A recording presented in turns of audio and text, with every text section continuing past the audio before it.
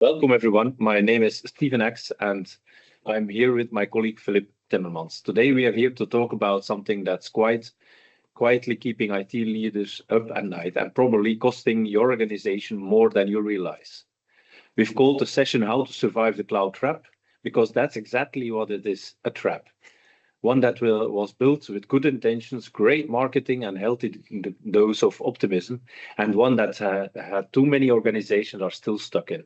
And as we say on the side, your cloud environment doesn't fail with a bang, it bleeds quietly. That's what we're going to unpack to you for today. Let me first walk you through what we are going to cover in these 45 minutes. We've structured it in four different parts. Part one, the quiet bleeds. We'll start by setting the crime scene. What could the cloud adoption actually look like in practice and where the cracks started to appear? Part two, the hit list. We walk you through 8 real-world traps we encountered again and again when we assess cloud environments. These are not theoretical. There are things we see every week. For part three, from chaos to control, Philip will take you through the practical playbook, what quick wins are available and what long-term approaches look like. And part four, your next steps will map your services to our challenges and open the floor for your questions. Before we look at what's going wrong, let's go back to why the cloud felt like such a compelling idea in the first place. Because the promise was real. The problem came in the delivery. Take a moment to think about your own organization's cloud journey. When did you first go to the cloud? What is driven by strategy, or was it driven by urgency, by modernization push, cost-cutting mandate, or simply because everyone else was doing it? That starting point matters more than most people realize. The numbers tell a striking story. Cloud spend now exceeds $700 billion annually worldwide, and it's still raising every day, every second, every millisecond, and it's still growing over 20% every year. And analysts estimate that the cloud could unlock up to $1 trillion in value through increased agility and AI establishments. That's an enormous bet. And to be fair, cloud was and still is a powerful tool. For many workloads, it's absolutely delivered the promise from faster time to market, lower infrastructure overhead, elastic capacity, and the foundation for innovation.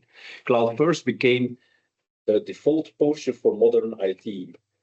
Boards endorsed it, procurement teams funded it, and development teams embraced it. But there's the thing, the problem was real, the execution, that is where things got complicated, because the real costs of cloud didn't show up at the original business case, it came later, and often quietly. When cloud was sold to organizations, the pitch was built on 4 pillars. It would make everything simpler, cheaper, more secure, and faster. And in many ways, those claims weren't wrong. Cloud generally does reduce hardware procurement cycles. It generally does offer pay-as-you-go flexibility. It offers you security capabilities that are hard to replicate on-premise. But there's a big gap between what's in the brochure and how organizations actually experience once they were deep into the adoption. And that gap is what we are going to address for you today. Unmasking your cloud reality, let's get specific about where value goes missing silently, constantly, and often without anyone being fully accountable for it. Here's some honest picture on the promises that were made. It isn't meant to doom or gloom, it's meant to be the grounding. One cost, industry data constantly shows that 30 to 35% of cloud spend is wasted. That's not a rounding error, that's a structural problem. And unlike traditional CapEx, where your hardware budget is fixed and predictable, cloud OpEx can spike without a warning. On security and risk, the majority of cloud security incidents don't stem from sophisticated attacks on the cloud provider infrastructure. They come from misconfigurations and identity gaps, things that organizations have control over. The shared responsibility models exist on paper, but shared responsibility doesn't always translate into shared accountability. On control and compliance, data residency turned out to be far harder than anticipated. You have your regular requirements like GDPR, NIS2, DORA, but they didn't just show down because your architecture moved to the cloud. In many cases, compliance became more complex and not less complex. And of course, correction, a growing number of CIOs are now playing selective repatriation, bringing certain workloads back on premise and to private cloud environments. A hybrid is no longer a fallback, it's a strategic norm. The conclusion we've reached, and there is one that we've encouraged you to adopt, is this: the cloud didn't fail, naive cloud adoption did, and that's something we can fix for you. Part two, still with Stephen here. Let's get into the specifics. For our experience conducting cloud assessments across a wide range of organizations, we identified 8 traps that came up again and again. We call it the hit list because once you've seen them, you can't unsee them anymore. Here are the 8 traps: surprise invoices, orphaned resources, underutilized capacity, shadow IT, blurred responsibility, security gaps, compliance pressure, and data exposure. None of these are exotic edge cases. Every single one of them is something we encounter in the vast majority of assessments we run. And the reason that they're so damaging is not just the direct financial costs, which is related to them, it's the compound effect. Each one individually is manageable, but when several of them operate simultaneously, unchecked, the error value increased risk and leaves IT teams permanently firefighting modes instead of driving innovation. So let's go through them each one by one. Trap 1, surprise invoices. The shift from CapEx to OpEx was supposed to make budgeting easier. And in theory, it does. You only pay for what you use. The problem is what you use can change dramatically overnight, and often no one is watching in real time. McKinsey estimated that $100 billion has been wasted on cloud migration globally, and 30 to 35% of ongoing cloud spend is typically wasted. These aren't small numbers, but the most dramatic illustration of this trap is one we call the crypto mining by stealth scenario. It goes like this: a developer credential gets leaked, often through a public code repository or a phishing attack. Attackers detect the leak almost immediately because they're running automated scanners looking for these kind of problems. Within minutes, they spin a large GPU virtual machines and starting mining cryptocurrencies. There's no data theft, no service disruption, no obvious signal, and then the invoice arrives. 50,000 or 100,000 times, sometimes 300,000 euros in a matter of days. And because the compute was legitimately provisioned in your environment, the cost is contractually yours. This is not a theoretical or a hypothetical case. We've seen it, and it's entirely preventable with the right controls in your place. Trap 2 and 3 are closely related to one another, and together they represent one of the most consistent sources of waste we find. Orphaned resources are exactly what they sound like: virtual machines, disks, snapshots, IP addresses that were spun up for a project or never decommissioned. The project ended, the resource didn't. They sit there quietly running, billing you every month with zero business value attached to it. Typically, orphaned resources account for 15 to 20% of your total cloud bill. Another one is underutilized resources, are the second half of the problem. At the start of a project, you provision for an expected peak load. You deploy a large VM because you need to heat room. But once the project is in production, actual usage is often just 20 to 30% of what we allocate. The VMs keeps running at full capacity and at full cost, but potential savings here are significantly 20 to 40% reduction in a non-production environment, which is often where the most oversizing lives like. The fix is not complicated, but it does regularly require visibility and discipline to act and on what you find. Another one, the fourth one, is shadow IT, the invisible IT departments you didn't hire. Here's the reality of a modern workplace. Cloud services are easy to set up. A business analyst can sign up for a SaaS tool with a corporate credit card and have to be running 15 minutes. A team can integrate an AI assistant with their data in an afternoon, and IT never heard about it. The issue isn't that business teams are malicious, that they are trying to get things done. The issue is that every unsanctioned sanctioned tool is a potential data leakage point, a compliance risk, and an unpatched vulnerability. The numbers are striking. 85% of shadow IT tools involve data leakage risks. 72% are unpatched. 68% create compliancy gaps, and 55% create vendor dependencies that become very hard to unwind. But there's what we will talk about. You can't eliminate shadow IT, and trying to shut down entirely often just makes your IT team the obstacle, not the enabler. What you can do is gain visibility, and with this right approach, you turn your shadow IT into a managed, sanctioned, secure IT environment. The fifth trap is blurred responsibilities. One of the most common dynamics we see in cloud environments is what we call ownership vacuum. IT thinks business owns it, business thinks IT handles it, security thinks operation has it covered, and when something goes wrong, the question of who was responsible triggers a complicated internal conversation. Everybody is responsible is the same as saying no one is accountable. The consequences are real. Decisions get delayed, escalations get weaker, risk accumulates, and costs increase. Downtime events that should be resolved in minutes stretch over hours because no one has clear authority to act. Clear ownership is not a bureaucracy, it's literally the foundation for everything else. Speed, security, and predictability are predictable outcomes. We'll show you shortly how we structure with a simple RACI based on based governance model.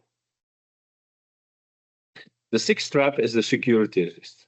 Let me be clear about something. The cloud itself is not insecure. The major cloud providers invest more in security than most organizations could ever afford to replicate on premise. But the cloud exposes organizational immaturity very quickly. 80% of organizations experienced a cloud-related breach last year.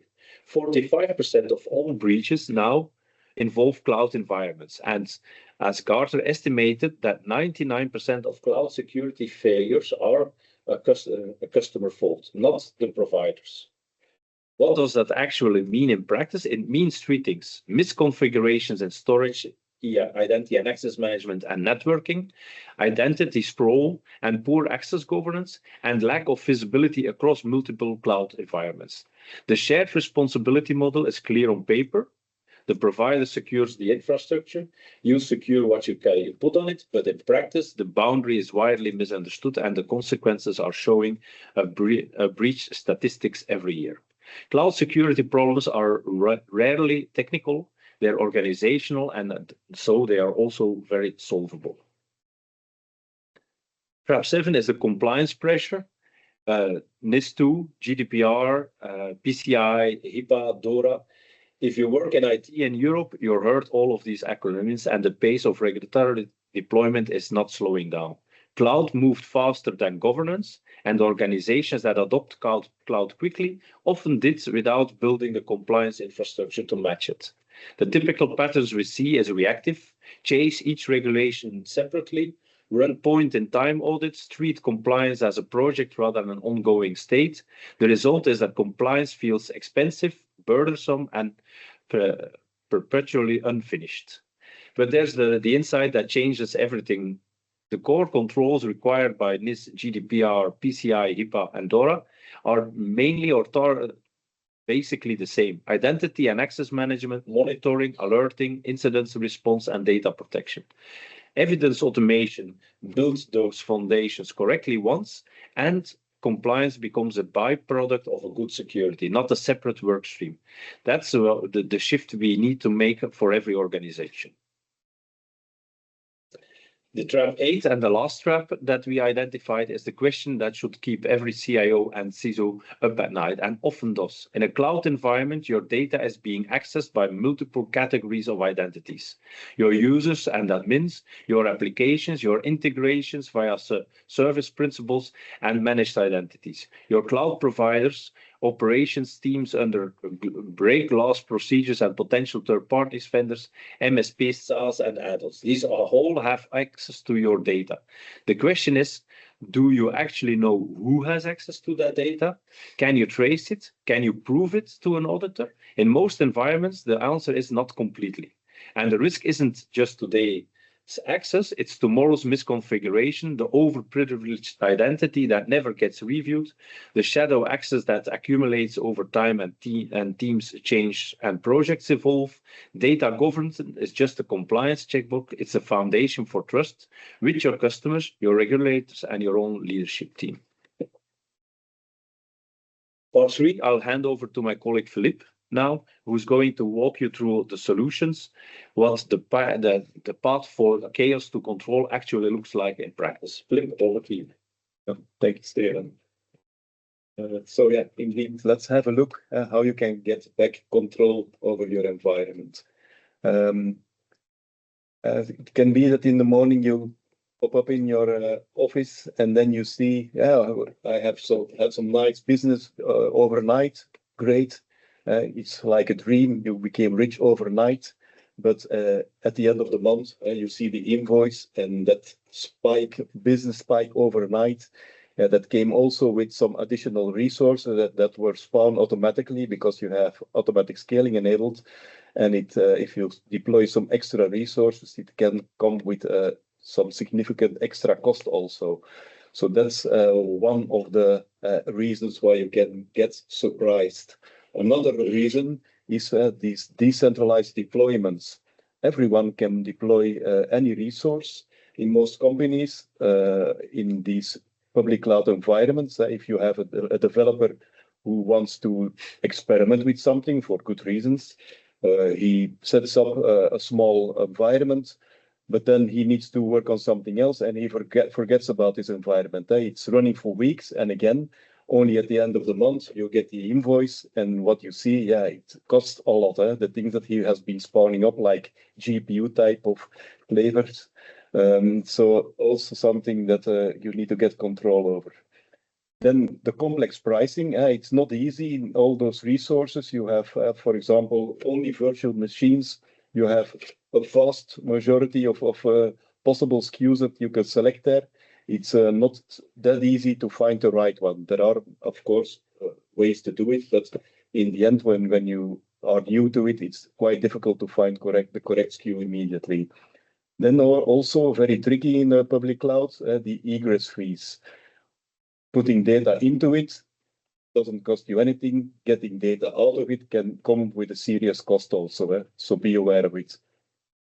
Then the tiering, storage tiering, also was probably known to you. You have these hot, cold, cool, and archive storage types. Also there, if you're using hot when you need archive, it can come with a significant cost, a real waste of money, in fact, what's not needed.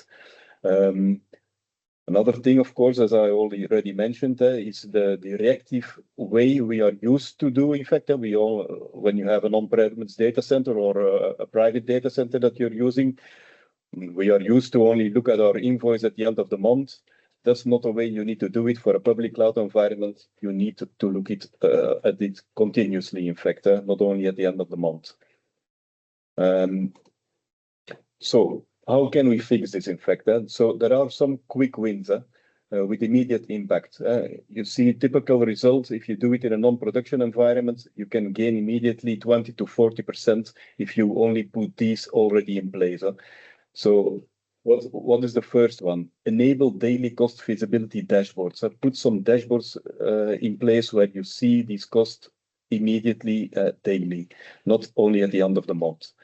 Another one is enforce this mandatory resource tagging. Why? Because then you will be able to see who owns this resource, who has spawned this resource, to which application is it linked to, with which environment and which cost center.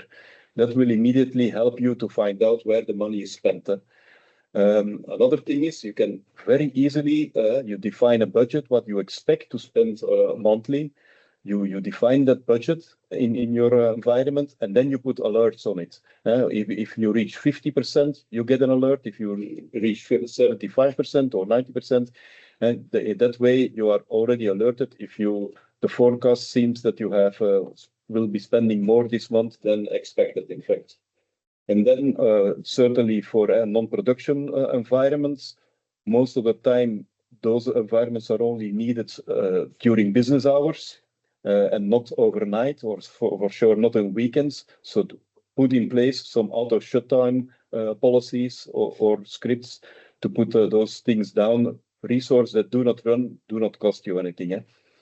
And then, as Steven already said, also a big waste in a lot of environments. People spawn up things, put the resources in place, but they never decommission them. Unused things, snapshots, idle IPs.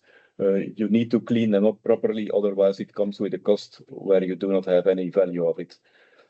So those were the immediate and the quick wins. And then you also have, of course, the more structural long-term solutions to get more control over your costs. So a thing that you also put better in place is separate your environments. You put in place a production environment, a non-production environment, and a sandbox environment. Why? Because most of the time, you can define quotas, SKU, and other restrictions on those environments, and most of the time they are different for those environments. So it's better to separate them. As I said, you can put quotas and SKU restrictions on those environments. A good thing is to put also a policy enforcement on it. So not only manually once, but just whenever you launch or deploy another resource in your environment, that it's enforced through a policy that is in place. A thing that you also need to do, as we said, you can, if you look at your environment and you see that certain resources, like a virtual machine, is only using 15% of CPU during the month, then it's oversized. In fact, you need to size it lower. That calls right sizing. Put another SKU in place, a lower one, which costs less money, and you will be able to cope with the same load, in fact. Also mentioned already, so be aware of data egress. That comes with a lot of cost. You need to put some monitoring in place, not only the data that goes out via the internet, but also cross-region traffic. So you can put your resources in different regions. If they talk to each other, cross-region, that also comes with a cost. Be aware of that. Then some more governance automation, in fact. Whenever you deploy resources, put also like what we call a landing zone or an environment where you also have policies immediately in place that like this policy enforcement, that it immediately comes with your automation too. If you use infrastructure as code, what is advised, I would say, then also put these policies in place immediately. A last one, not the most easy one, is get your IT, finance, and business aligned on this cloud spend, in fact. The cloud cost should, in fact, be a business KPI. So next is, like Steven was also saying, shadow IT. It's about unapproved applications, cloud services that are unknown, devices or workflows outside your IT security environment. But how can you manage this? Every of these shadow IT, it leaves signals. It can be made visible. So, for example, if you look into your network and cloud traffic logs, you will be able to see their unknown or risky SaaS usage, in fact. In your identity logs, you will be able to see all apps or single sign-ons that are done to unapproved platforms. Endpoints and data movements. On the endpoints, for example, you can have unapproved tools that are running. You will be able also to see that. external uploads. Somebody is uploading to some external thing where it's not allowed, in fact. Also, you will be able to see that in your logs. And then you have the financial clues. If you pay some subscription with a MasterCard, a credit card, you have some financial trace there. You can see it. Some people get some invites. Please, take this, try it out or something, and then they are connected to it. It also comes with a cost, but you can see that in your email logs, in fact. Connectors are sometimes used. Some people prefer to use Slack instead of Teams, and they use a Slack to Teams connector. Also comes with a cost. So all those things, they leave signals. Yeah. So what you first need to put in place is this visibility. In fact, get these things visible. Next step is put some risk-based governance on it. Categorize those risks. In fact, you can the low risks. Okay, you can approve them and onboard them. Medium risk, put some restriction in place, and the high risk, better to block them completely off, and if possible, offer some alternatives to them. And then about these blurred responsibilities. Blurred responsibilities, it's about clear ownership, in fact. Every owner, every service, in fact, and system needs to have a clear ownership. Like in this example, for a certain service, put one service owner accountable to it, only one. That's the people, that's the guy that is responsible in the end, he needs to sign off. Some other people, you put them responsible, meaning those guys need to execute certain tasks and they are responsible for it. And those people, they can consult some other people, experts, if they know that they at least know where to go for that information. And then the most key stakeholders, they need to be kept up to date. They are informed. So as it says here, clear ownership is not really, it's not like, maybe it feels like a bureaucracy, but it's not. It will speed up your deployments. There will be no discussions, ping pong anymore between responsibilities. So it speeds up your, and security and predictable outcomes will be better that way. And then your security also. Also, like Steven said, identity and configuration gaps is something we see. You just need to put the right things in place. Also there, some quick wins with immediate impact. Enforce multi-factor authentication and put least privilege identity and access management in place. Enable security baselines, logging and alerts that you are at least aware of some issues. Encrypt all data by default. In most public clouds, it's almost over the whole line by default these days, but be aware and make sure it's that it's the case. And also, as a quick win, you can put some basic level already of your CSPM, cloud service security posture management tools in place. Like, for example, in Azure, you have the Cloud Defender tools, of the Defender tools, more than only the Defender for Cloud. And in AWS, you have Security Hub. And then, on the long term, if you have more time and then more, it's more elaborative to put it in place, go for the zero trust implementations, where you least privilege, always assume breach, and always verify. That's are the key principles of those zero trust thing, in fact. And then centralize the identity governance. So do not put all this identity authentication and authorization, do not put them spread over different tools. Try to centralize them whenever people leave the company, that you only need to remove them in one place and they are not forgotten in other places. Security automation. Also there, again, put it in your scripts and have it automated, put in place those security things, otherwise it can be forgotten. And then, also in the long term, put some not the default one, but the more advanced CSPM tools in place so that you get full stack visibility effect. Another thing is for your data, put data classification in place, data loss protection, and some threat modeling. So it's about fixing the basic first, then scaling with automation, visibility, and then zero trust. And yeah, you will have a more secure environment. Now, about the compliance pressure. It's indeed these regulations, they always keep expanding, overlapping, and changing the whole time. They have different scopes, but underlying, in fact, they have the same expectations. And therefore, yeah, compliance is it's a reactive way we act upon it. It can be costly and complex.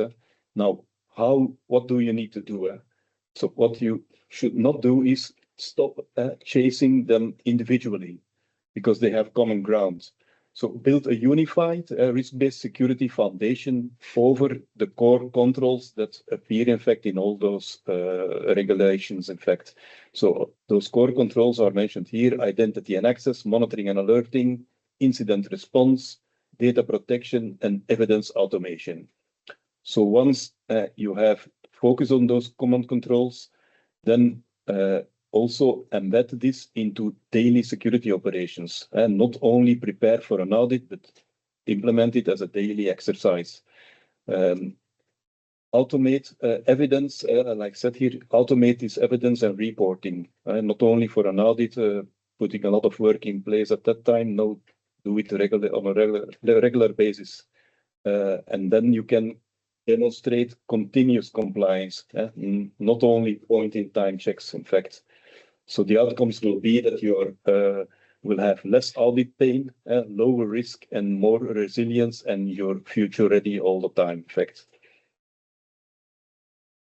Data governance and discovery. Again, about the data, what should you do to get better control over your data? First, classify, put some classification in place. Sensitive assets, classify them by risk, and apply some policy-based controls on them. If you do not know where your data is, or you're wondering a bit, there are some data discovery tools that you can use, of course, like Colibra, Big ID, Thales. Those are systems that you can use to find back data in your environment, in fact. Access governance, of course, also very important. Who has access to your data and least privilege usually plays one of the pillars of this zero trust also. Only allow what is needed. They do not, if they only need to read it, do not put edit mode in place. Restrict it as much as possible.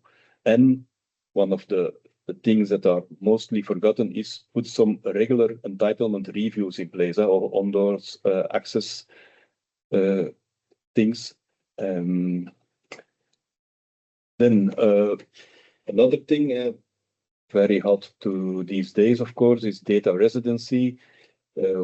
If you want to keep your data in a certain geographic and legal boundaries, you can do that, but you need to be aware and take care of it.